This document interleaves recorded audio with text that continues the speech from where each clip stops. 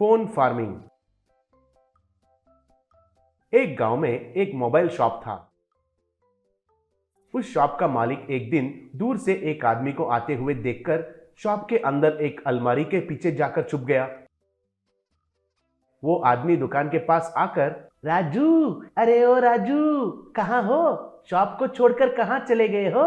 कहकर चिल्ला रहा था। इतने में उस दुकान में नया ज्वाइन हुआ काम वाला चाय लेकर उधर आया। तब वो, बोलिए सर, क्या चाहिए आपको? कौन हो आप? मेरा मालिक का दोस्त हो क्या? तब वो आदमी, अरे ओ, कौन हो तुम? नया ज्वाइन हुए हो क्या? मेरा नाम प्रवीण है। तुम्हारा मालिक मुझे अच्छे से पता है, लेकिन कहाँ गया है वो? कहकर पूछा। तब उस काम वाले को मालिक अलमारा के पीछे दिखाई दिया। तब वो काम वाला, मालिक, आप अलमारा के पीछे क्यों छुप गए हो? कोई कस्टमर आया है, बाहर आइए, कहा। तब उसे बाहर आना पड़ा। उसे देखकर प्रवीण उसको पकड़कर खूब मारते हुए, क्यों रे, तुम मुझे कोई उधार देना है क्या? क्यों ऐसे मुझे देखकर चुप गए हो? कहकर मार रहा था।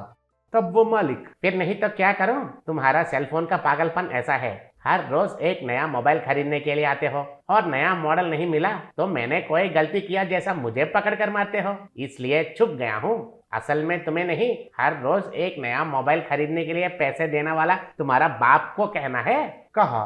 तब प्रवीण और फिर दो लगाकर, इतना बड़ा दुकान लगाया और नया नया मॉडल्स को मंगवाना है कहकर पता नहीं है तुमको? येड़ा कहीं का, मेरा बाप को जो दर्द नहीं है वो तुमको क्यों? आज कोई नया मॉडल आया है क्या? तब वो, नहीं आया है, कहा। तब उसे पकड़कर और चार मारा।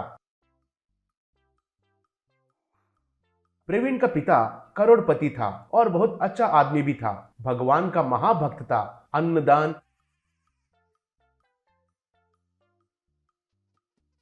स्वामी जी का आदर करना, ऐसे काम करता रहता था। एक दिन प्रवीण का पिताजी एक स्वामी जी से बात कर रहा था। तभी प्रवीण उधर आकर उनके सामने एक फोन को जमीन पर जोर से फेंक कर तोड़ दिया। तब पिता, अरे ये क्या किया है तुमने? उसे ऐसा क्यों तोड़ दिया? नया मॉडल है कहकर उसे पसंद करके खरीदा था ना, क्या हो गया? पूछा।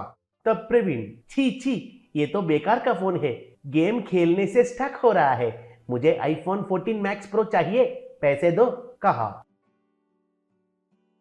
तब पिता, अरे वो तो अब तक मार्केट में रिलीज भी नहीं हुआ है ना, अभी कैसे खरीदोगे? पूछा। तब प्रवीण, हाँ वही है, अगर तुम पैसे दोगे तो अभी से उस दुकान वाले को पैसे देकर उसे मंगवाने के लिए कहता हूं, अगर वो नहीं मंगवाया तो मेरे हाथों में वो मारे जाएगा। तब स्वामी जी, अरे बेटा, ये क्या है? चीजों के ऊपर इतना आकर्षण अच्छी बात नहीं है। फोन को ऐसा हर रोज बदलना एक बुरा आदत है, उससे तुम बाहर आ जाओ, कहा। तब प्रवीण, आपको क्या है स्वामी, आप तो ऐसे ही बोलेंगे, आपको फोन से काम नहीं है इसलिए उसका मूल्य आपको पता नहीं है, आपका सलाह मुझे नहीं चाहिए, कहा। तब पिता, अरे ओ बुद्धू, बड़ों से ऐसे ही बात करते हैं क्या? स्वामी, उसे कुछ पता नहीं है, ऐसे ही बात कर रहा है, उसे माफ कीजिए, कहा। तब स्वामी, कोई बात नहीं है बेटा, उम्र में छोटा है ना, क्या सही है क्या गलत है ये नहीं पता चलेगा। बेटा प्रवीण, आज से तुम्हें हर रोज एक नया फोन चाहिए, इतना ही है ना? उसके लिए तुम अपने पिता से पूछने का जरूरी अब से तुम्हें नहीं होगा। तुम्हारा ये टूटा हुआ फोन को ले जाकर तुम्हारे खेत में दफना दो, कल से तुम्हें एक नया फोन मिलेगा, लेकिन एक शर्त है, रोज एक फोन को ही इस्तेमाल करना होगा, लेकिन शाम होने के बाद पहाड़ पर चढ़कर उसे फेंकना होगा।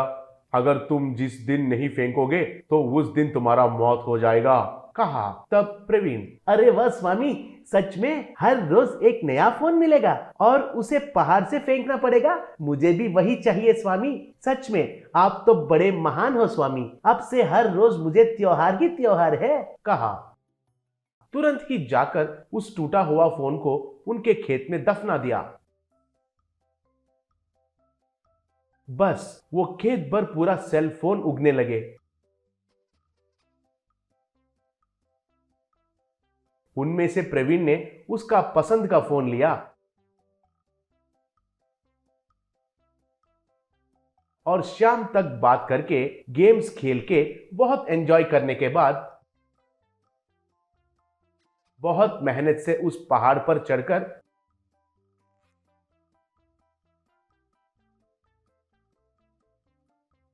उधर से फेंक दिया। ऐसे हर रोज खेत में से एक नया फोन को तोड़ना, उसे इस्तेमाल करना और पहाड़ चढ़कर उधर से फेंकना, ऐसा रोज होने लगा। एक दिन वो पहाड़ नहीं चढ़ पाकर पैर दुखकर बहुत थक गया। वो घर वापस आकर, पिताजी हर रोज वो पहाड़ में नहीं चढ़ पा रहा हूं, अगर हर रोज एक नया फोन को नहीं फेंका तो मैं मर जाऊंगा कहकर स्वामी जी ने कहा था ना, अब मुझे क्या करना है, मुझे फोन वोन कुछ नहीं चाहिए, मुझे बचाइए पिताजी, कहा। अगले दिन दोनों मिलकर स्वामी जी के पास गए।